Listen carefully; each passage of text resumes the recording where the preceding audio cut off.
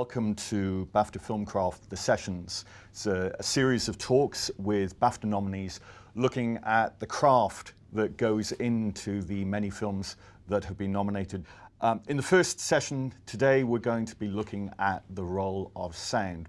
And Craig and Thomas, in many ways, Whiplash is the roller coaster ride of the entries in terms of the history behind it. Yeah, I initially got the call from the assistant director, who's a friend of mine, and I was excited to get a new job, and he calls and says, "Hey, I got this thing for you. It's a short schedule, not a lot of money, first-time director. It's going to be really challenging." I was like, "Great, sign me up." It's like a dream.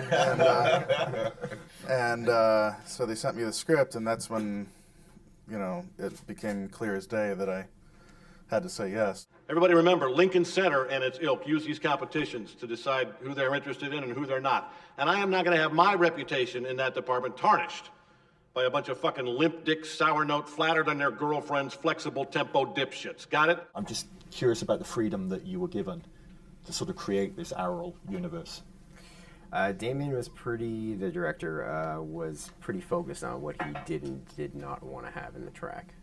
So we had some ideas about stuff that we put up that he wasn't interested in, but for the most part,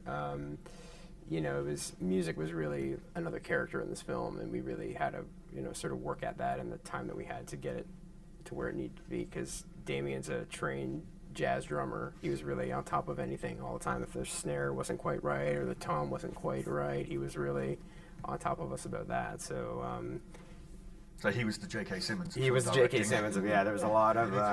There might have been some pad throwing if my partner Ben or anything was not quite. If something wasn't quite right with the effects side of it, there'd be kind of a lot of jokes about not my tempo, and a little trouble there and that kind of thing. So it was an intense period, but we had a good collaborative experience with Damien. I would say he was open to our ideas in terms of where to push it and where to pull it, but he was quite focused on his idea as well.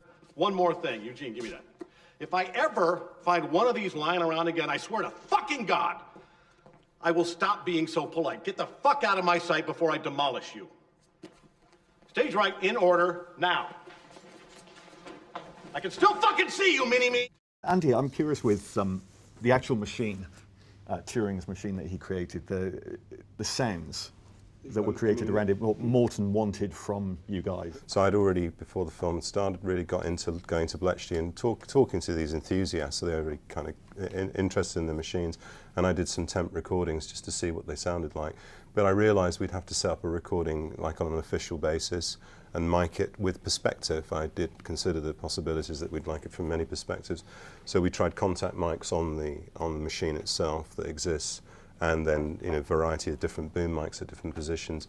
And so I ended up with a multi-track of what is the existing machine at Bletchley, and they could run it a couple of times before the public came in, so that was as good as it got. But then the comments would start to flow, like, needs to have a bit more feeling about it, has to have a heart, the sort of things you get from producers, editors and directors.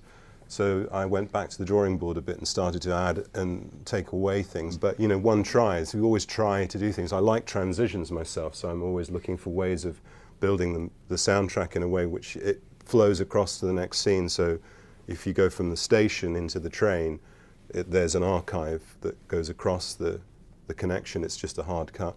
But I wanted the Nazis to be the same rhythm as the train, and it worked originally with the original layout, temp music, and then the music changed, so it's slightly further back in the mix now, but it's still there, it's still there. But these are the things we do. We try and put a little bit of flavour into it, and then we put it up the flagpole, and we see if the people who are paying our bills like what we're doing, and say yes, maybe, and things get taken out. You can't really know that everything you've supplied is going to work. Enigma isn't difficult, it's impossible. The Americans, the Russians, the French, the Germans, everyone thinks Enigma is unbreakable. Good. Let me try, and we'll know for sure, won't we? Just a general question to all of you.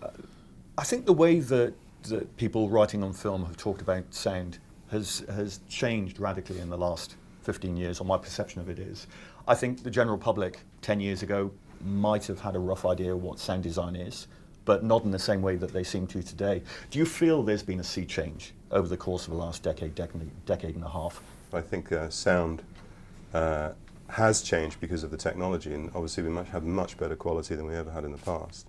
For the guys at the front end, the production sound recorders, you know, the amount of time and respect that they get is not the same as the picture department. And you know, as a sound designer, I'm more interested in not just the sound effects and the content and the transitions and all the ingredients of the storytelling, but also how that production sound recordist is getting the material, because the performance of the artist is essential.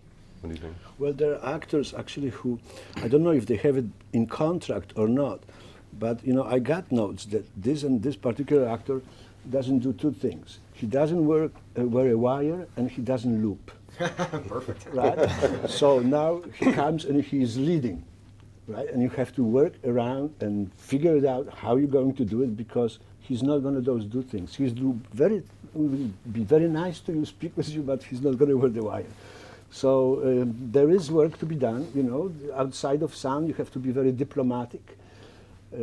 You have to sort of show that you really care about how the actor sounds, because it's true what you're saying, and that you know, of course it comes from the director, but that performance of an actor that you see, it's really good. You know, it's so precious. You know, picture alone, in my opinion, doesn't have a soul. The soul is in the sound.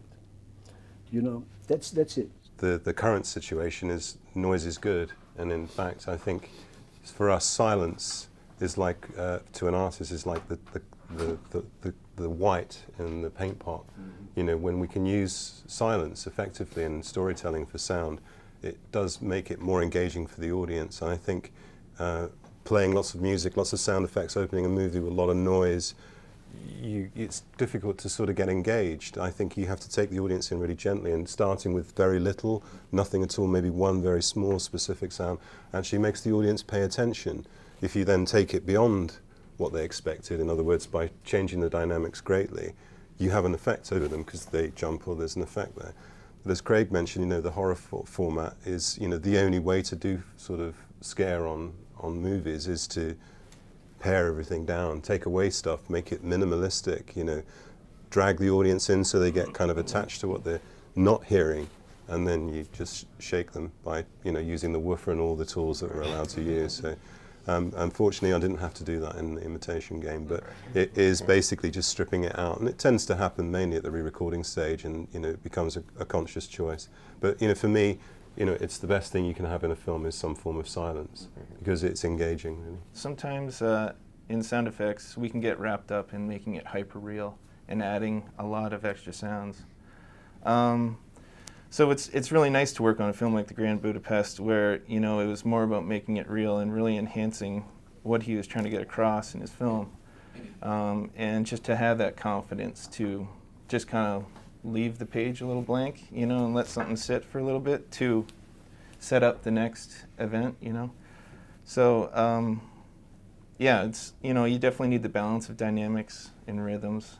Fortunately, we are going to have to wrap up. Can you please join me in thanking our guest today?